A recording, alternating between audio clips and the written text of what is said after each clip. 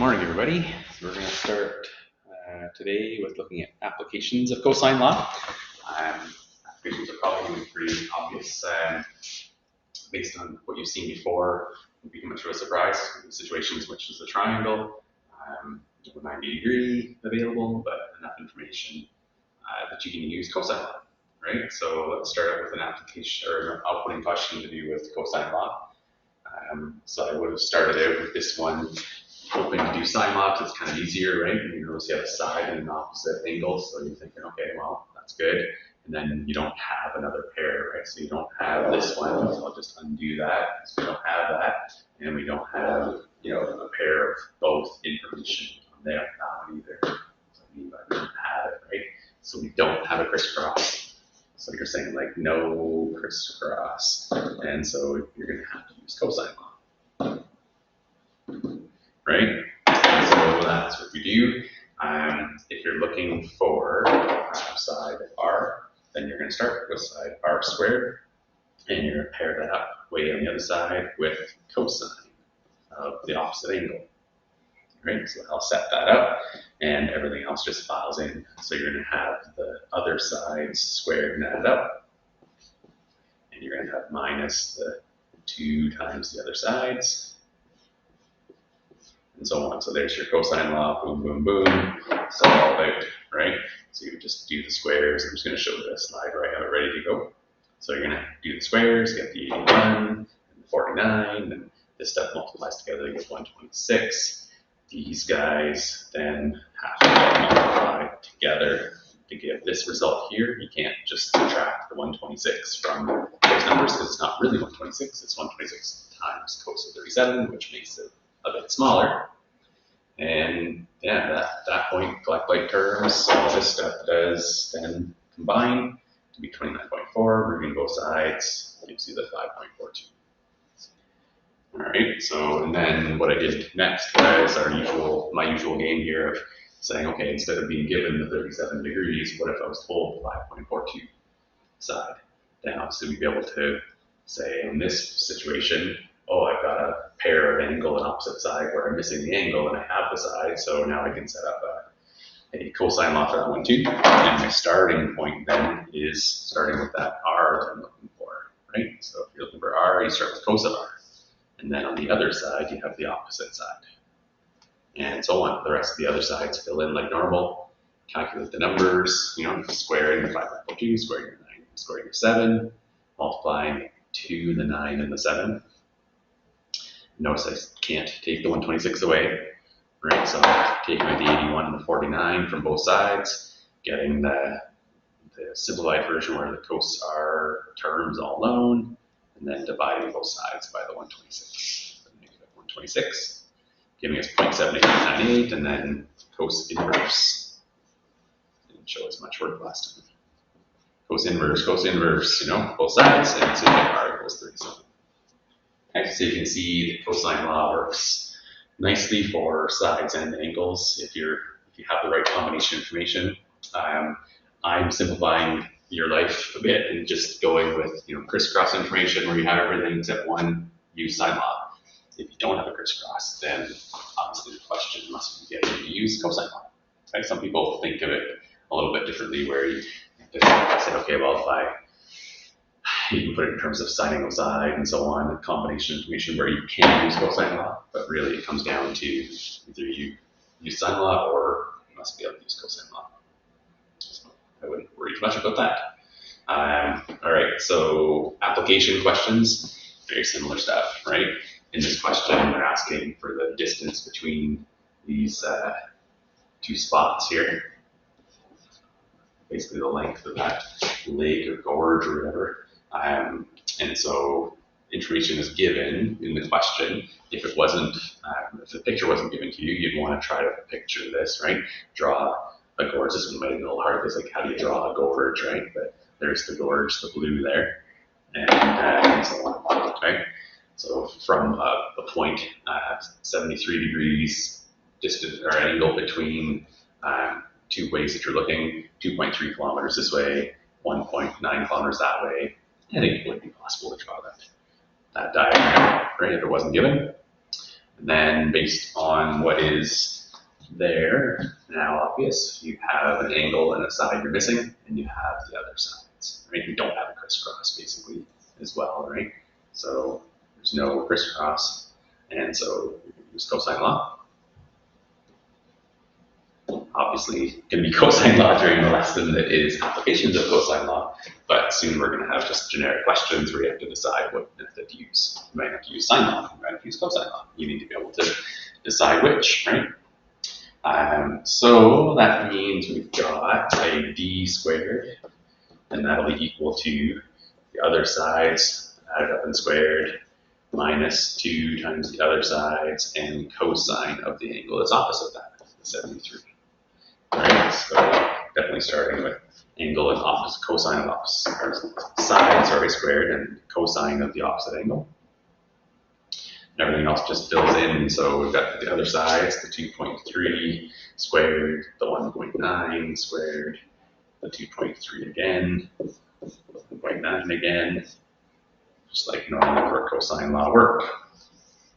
Right, so these are the numbers here. We got 2.3 squared, 5.29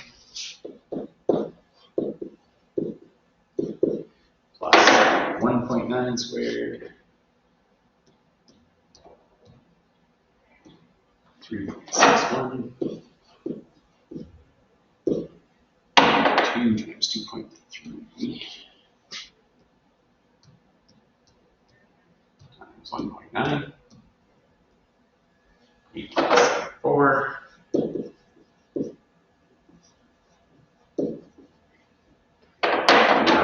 Do this next, so I have that as a number. I've been saying this a lot, but of course you can't take away that 8.74 from the 3.61, for example, because it's not really 8.74. It's 8.74 times the cos of 73.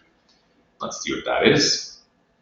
So let's do clear here. Let's do 73, because this calculator is not direct algebraic logic, and then the cosine of it, and then I'm going to multiply onto 8.74.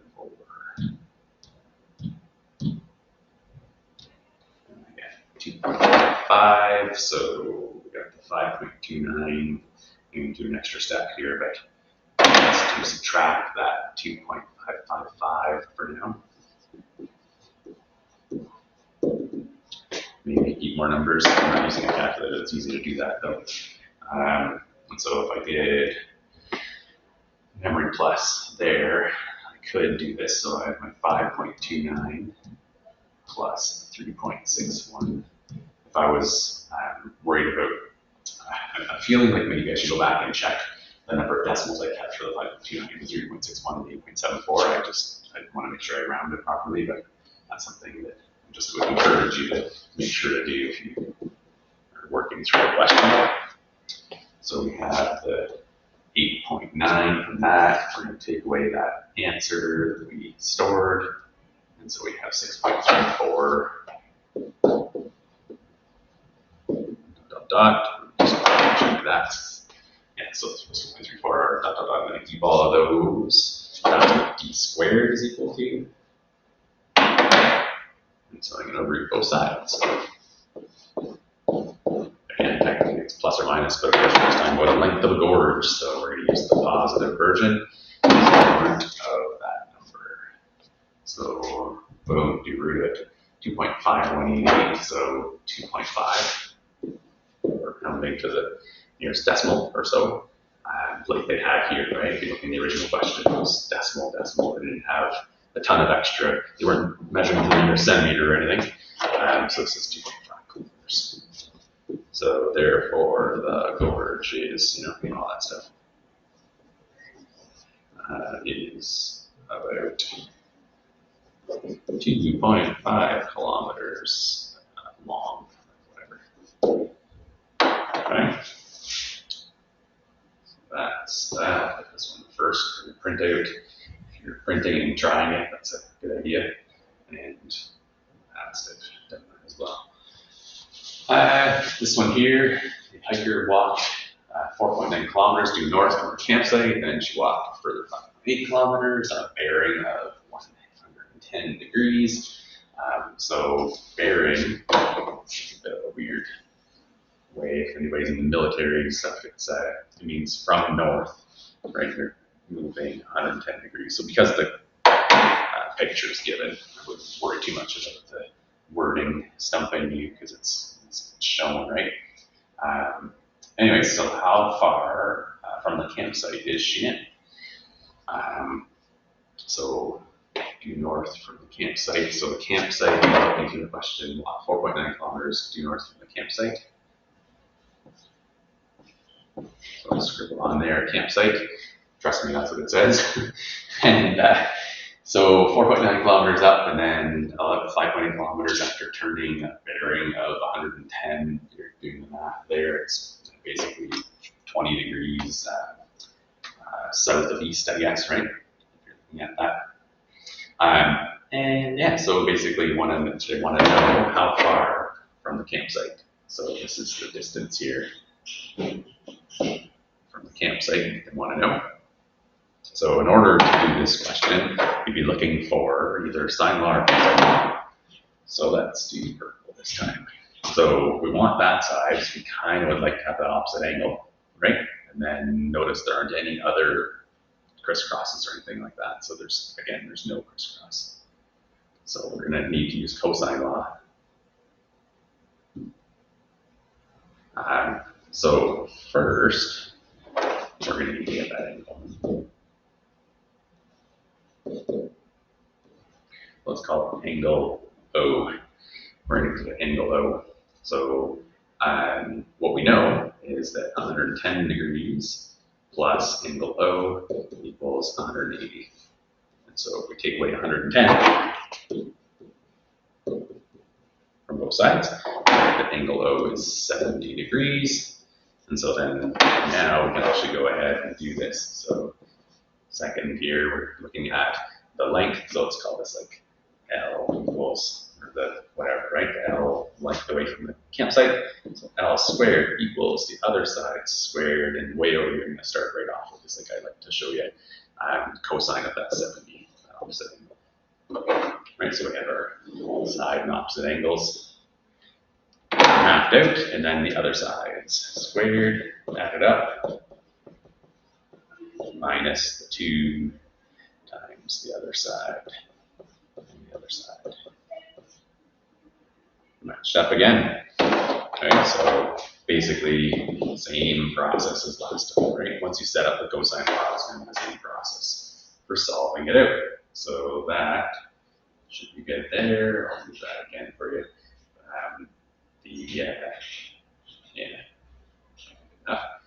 So if you need any more help with that stuff, let me know. Neither of these questions involve the angle. I almost should retake this lesson to have that side given and determine the angle. Anyways, obviously the solve for an angle version is the same as normal. And then these questions just make me think of this joke or riddle, whatever you want to call it, that I heard a while back. It's a bear hunter rides 2 kilometers due south from camp on their quad or whatever, side by side or whatever, then rides 2 kilometers due east, gets a bear, and then the hunter rides 2 kilometers due north directly back to camp. Question, so what color is the bear? So if you can figure that one out, let me know. So maybe reveal later on if you are interested. All right, that's it for today. If you have any questions, please post them in this little area here, right? So we click on post questions, and then inside of post questions here for help, you just start a new thread. Okay, start a new thread, put a screenshot in for screenshotting things. We're taking screenshots of things. Windows Shift S brings up Windows or snip, I guess it's called, or whatever. It's all embedded now, and you just highlight and you could paste in. So if I made a new thread here just to show how that could work, start a new thread. Inside that thread, I can just do Control V, boom, there's the question. And then you could type in, hey, Mr. Horn, I wonder for help on this question, blah, blah, blah. And then I can help you just like I did for the other post. All right, so make sure to check that out. I'm just going to cancel this one. This thread here, someone had asked a question, and so I did a screenshot in there of a question, did a video of the help, and a screenshot of the solution. So that should be a really efficient way for getting help, and also everybody gets to learn from it. So let's do that from now on. I won't be answering help by emails. I need you to do it by these little posts. Super easy to do. All right. I think that's all for today. If you have any questions, start a new thread. You're good to go. All right. Let me get out of here somehow. Here we go. Here we go.